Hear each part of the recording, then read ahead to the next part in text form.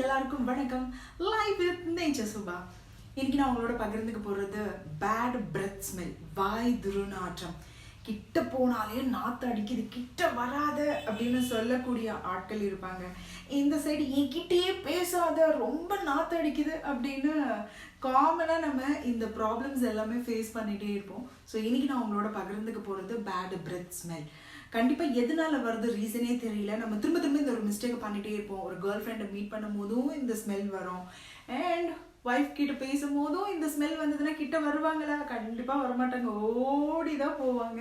So இந்த மாதிரி smell வராமல், அதாவது வாய் துர்நாற்றத்துலேருந்து எப்படி நம்மளை பார்த்துக்கலான்ற விஷயங்கள் தான் இன்னைக்கு நான் முழுசாக உங்களோட டெப்த்தாக பார்க்குறதுக்கு போகிறேன்.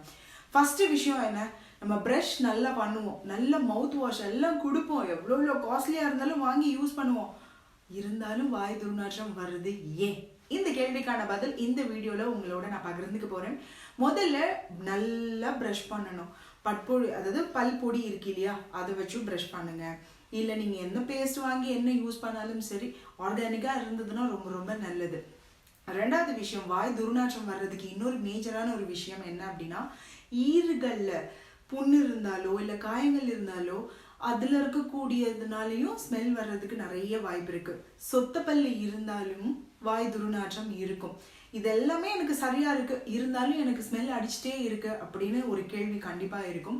வயிற்றுல புண்ணு இருந்தாலும் வாய் வழியாக நாத்தம் கொடுத்துக்கிட்டே இருக்கும்.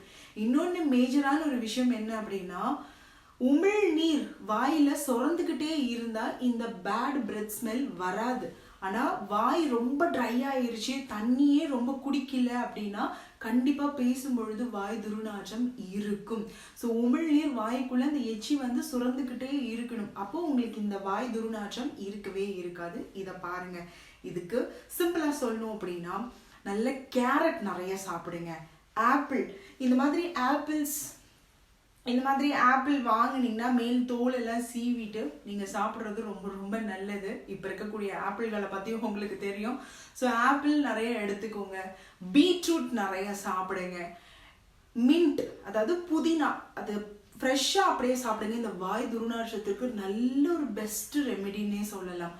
அதே மாதிரி புதினா எந்த அளவுக்கு அந்த துர்நாற்றத்திலிருந்து நம்மளை காக்குதோ, அதே போல் கொத்தமல்லி இலையும் ஈக்குவலாக. இப்போ நீங்கள் ஒரு நாள் புதினா எடுக்கிறீங்கன்னா ஒரு நாள் கொத்தமல்லி இலையை சாப்பிடுங்க. இது மாறி மாறி இந்த இலைகளை சாப்பிடும் போது உங்களுக்கு அதில் இருக்கக்கூடிய சத்துக்கள் ப்ளஸ் இந்த வாய் துர்நாற்றத்திலிருந்து உங்களுக்கு ஒரு ரிலீஃப் கண்டிப்பாக இன்ஸ்டண்ட்டாக கொடுக்கும். இன்னும் சில பேர் ஏலக்காயெல்லாம் சாப்பிடுவாங்க, அதுவும் ரொம்ப ரொம்ப நல்லது. வாயில் எப்போவுமே நல்லா கடிச்சு நீங்கள் சாப்பிடணும். நல்லா வாய் அந்த மசில்ஸ்க்கெல்லாம் எக்ஸசைஸ் கொடுக்குற மாதிரி நல்லா கடிச்சு சாப்பிடணும். சும்மா வாய்க்குள்ளே போட்டோன்னே முழுங்காதீங்க. இது ஒரு விஷயம். அடுத்து இன்னொன்று என்ன அப்படின்னா, சில பேர் நல்ல காஸ்ட்லி இந்த மவுத் வாஷ் ஃப்ரெஷ்னர்லாம் வாங்கி யூஸ் பண்ணுவாங்க. அதுக்கு பதில் ஆப்பிள் சைடர் வினிகர் கிடைக்கும். ஆப்பிள் சைடர் வினிகர் வாங்கி நீங்கள் அதை என்ன பண்ணணும் அப்படின்னா, நல்ல ஒரு ஸ்பூன் ஆப்பிள் சைடர் வினிகர் எடுத்துக்கோங்க. அது கூட ஒரு ஈக்குவல் ரேஷியோக்கு வாட்டர் எடுத்துட்டு மிக்ஸ் பண்ணி அது நல்ல மவுத் வாஷ் நல்லா இந்த மாதிரிலாம் பண்ணி நீங்கள் துப்புங்க. மார்னிங் அண்ட் நைட் இந்த மாதிரி ரொட்டீனாக பண்ணும்போது இந்த பேட் பிரெத் ஸ்மெல் இருக்காது. என்னதான் சொல்யூஷன் சொன்னாலும் நீங்கள் அதை கண்டிப்பாக கடைபிடிக்கணும். அப்போ தான் உங்களுக்கு இந்த வாய் துர்நாற்றத்திலிருந்து விடுபட முடியும்.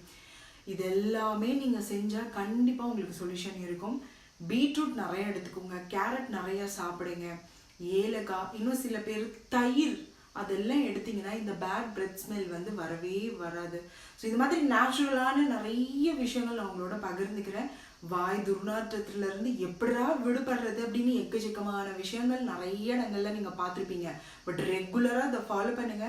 புதுமையான விஷயம் என்னன்னா, ஆரஞ்சு இருக்குல்ல, அதை சாப்பிட்டாலும் உங்களுக்கு இந்த ஸ்மெல் வரவே வராது.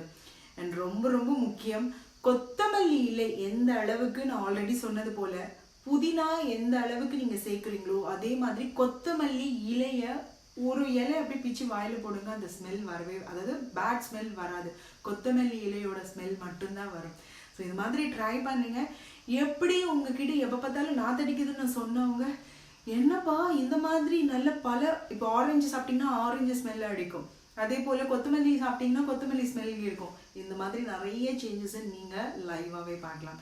இன்னும் அட்டகாசமாக இன்னும் நிறைய விஷயங்களோட அடுத்தடுத்து நான் உங்களோட பகிர்ந்துக்கிறேன். மறக்காமல் சுபாக்கு சப்போர்ட் பண்ணுங்கள். நன்றி.